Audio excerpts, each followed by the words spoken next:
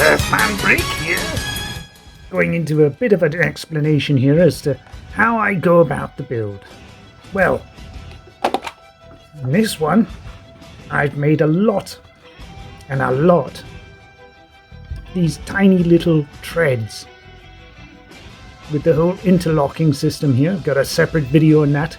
Make sure you click on the link, which will be below, if you want to see and learn about how to do that. It's pretty simple, and yeah, if I can do it, anyone can.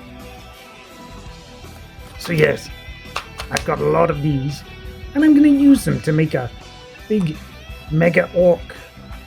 What the hell is it called again? It's a Grot mega tank, or a mega Grot tank, or whatever the hell the thing's called. It's a big tank for orcs. Well, Grots, Gretchen, whatever they're called. Anyway, making a tank. These will be the treads for it. And I've been getting in a lot of practice making a whole menagerie of Grot tanks, just to get in a little bit of practice. Just using these treads, figuring out things with various washers and the such like. I'll just start popping them all over here. And that's the first one I ever made. Did a video on that. Didn't quite have the treads thing down though. I ended up using, what's it called? Sachet foil instead of treads, which is one way you can go about it if you're making super small ones. So if you're making treads for something that's going to be a much smaller scale than 28mm, then that's probably the way to do it. You just cut the sachet much thinner and smaller, and bam, you got something that's good enough for epic scale.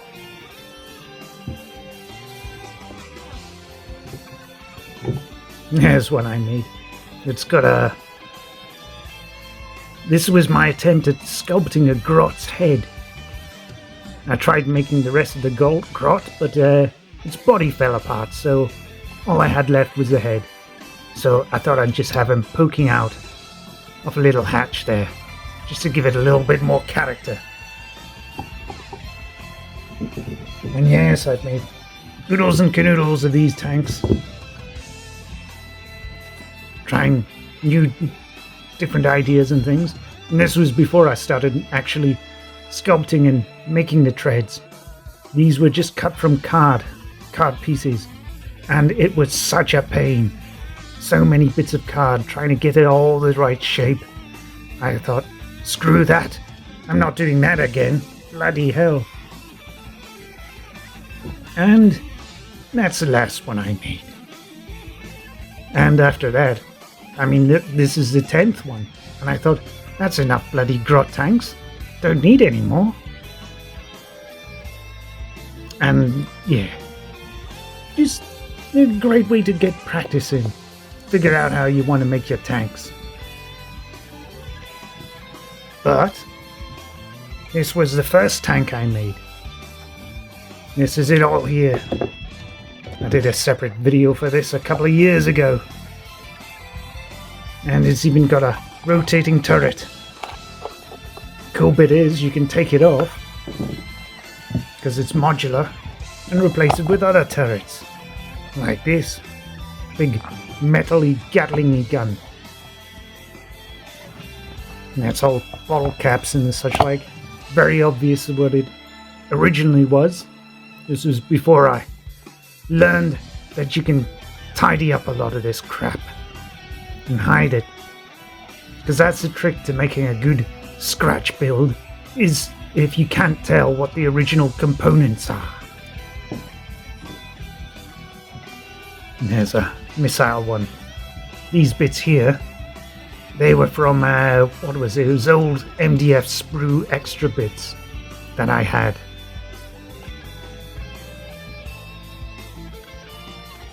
So yeah, lots of different alternates.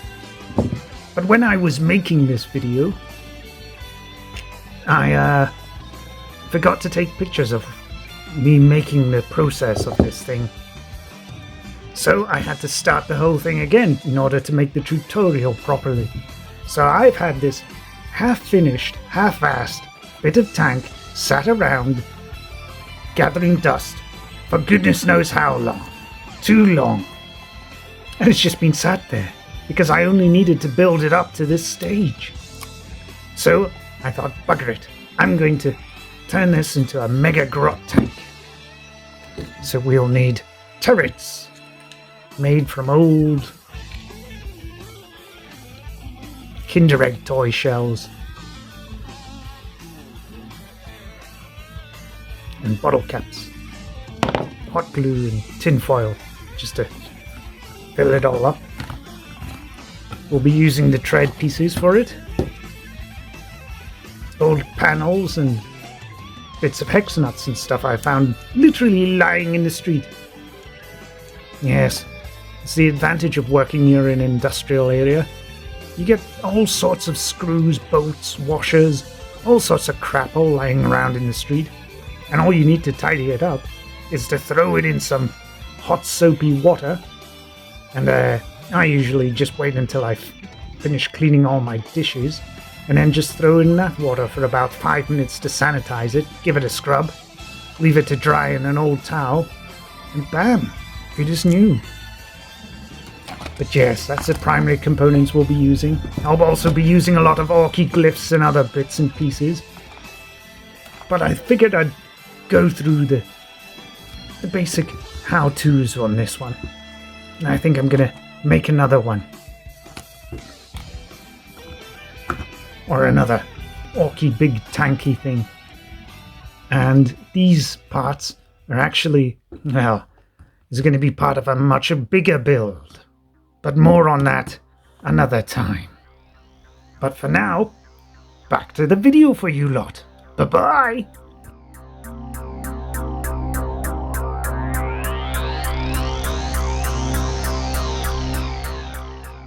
Ho! 'Tis the holy month of October, and you know what that means. It's time to get proper orky.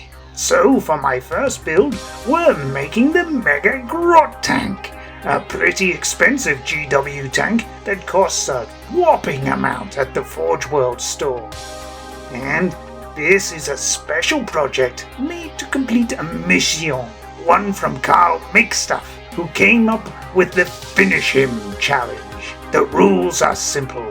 You have to finally dust off a half-finished project and do something with it. That's it. Make sure you tune into Carl's stream to see all the entries.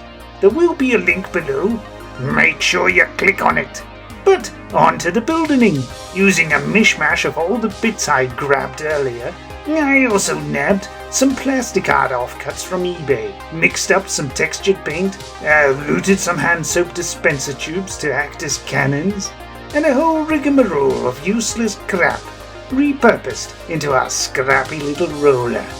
And here he is, all painted up, looking a bit boring, so I added a few smokestacks, rockets, a dozer blade, and even painted up a little grot for scale.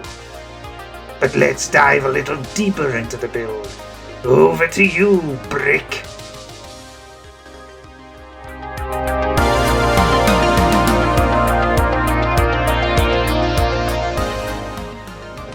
Hello there!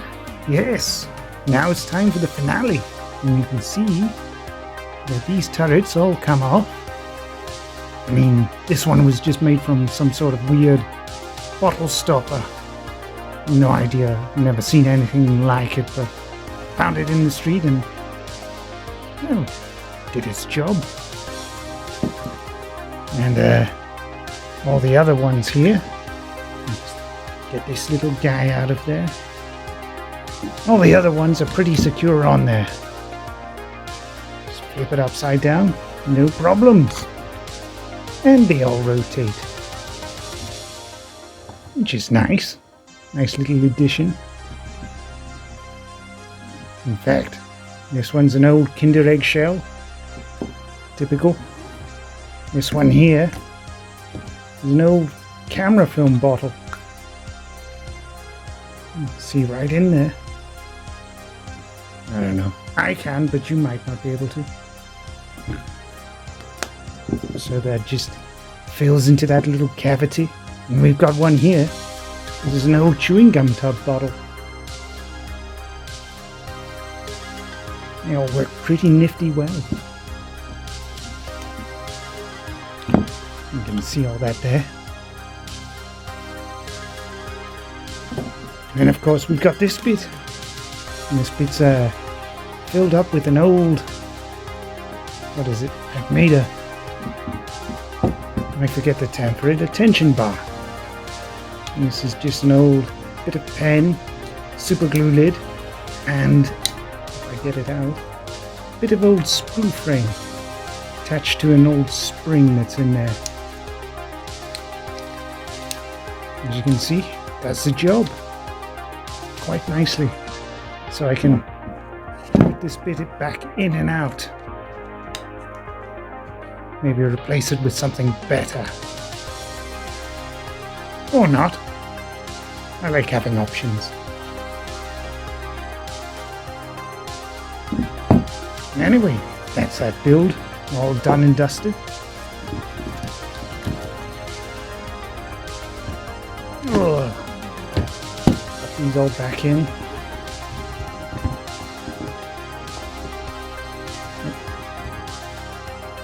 And there, that there, and boom! There's your mega grot tank. Not quite like the traditional one. Hope you like it. If you don't, well, I tried. Bye!